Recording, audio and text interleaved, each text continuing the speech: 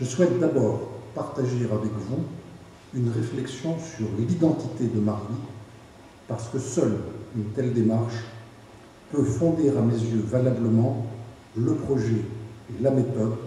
dont notre ville a besoin pour les 6 années qui viennent. Marly, c'est d'abord une histoire qui s'enracine dans la tradition multiséculaire de la France. C'est l'histoire singulière d'un vallon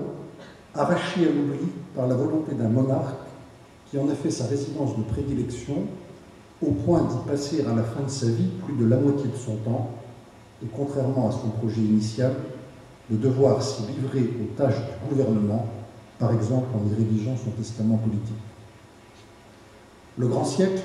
nous a laissé en héritage des témoignages magnifiques et prestigieux, tels que l'abreuvoir, enfin restauré, le parc de Louis XIV, où nos fêtes ont retrouvé un éclat digne de certains soirs du XVIIIe siècle, tels aussi que l'hôtel Couvé ou le lavoir Saint-Thibault, désormais éclairés comme le sont la façade de l'hôtel de ville et l'horloge qui donne son nom à la salle du conseil municipal. Quelles qu'aient été par la suite les vicissitudes de l'histoire, cette faveur royale a continué de contribuer au rayonnement de notre ville. Et parce que la géographie est au moins autant fil de l'histoire que l'inverse, le site ainsi distingué et embelli par le travail des hommes a attiré sur notre territoire des artistes, des écrivains, des peintres, des sculpteurs, des comédiens de talent dont beaucoup ont donné leur nom à nos rues, tels Aristide Maillol, Alfred Sisley, Rachel ou Alexandre Dumas.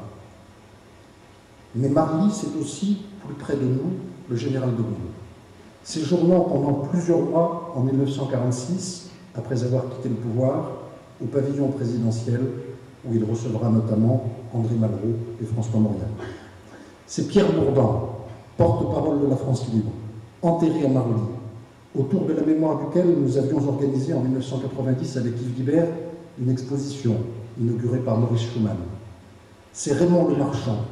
jeune maréchal résistant, fusillé à 20 ans en 1944. C'est l'amiral André Lemonnier, commandant les forces maritimes du département de Provence en août 1944, aux côtés de mon compatriote vendéen, le maréchal de Lattre de Tassigny. Ces noms nous créent des devoirs, qu'à la vérité, on peut résumer en un seul. Celui d'être fidèle aux valeurs pour lesquelles ils ont chacun à leur manière combattu, et celui de savoir les transmettre à nos enfants. Valeurs de liberté, de respect de l'autre, de refus de la haine, valeurs inspirées d'une certaine idée de la France, en n'oubliant pas, comme l'a dit Georges Clémenceau, que c'est la petite patrie qui fait aimer la grande. Nos enfants ont ainsi la chance de grandir dans un lieu chargé d'histoire et de sens, qui, parce qu'il leur donne des racines, est aussi de nature à leur donner des ailes. C'est tout le sens du projet civique que nous avons développé depuis 7 ans en direction du conseil municipal junior,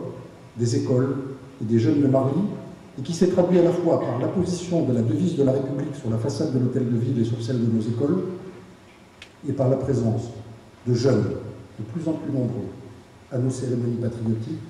où ils ont parfois chanté la Marseillaise, comme le 11 novembre dernier.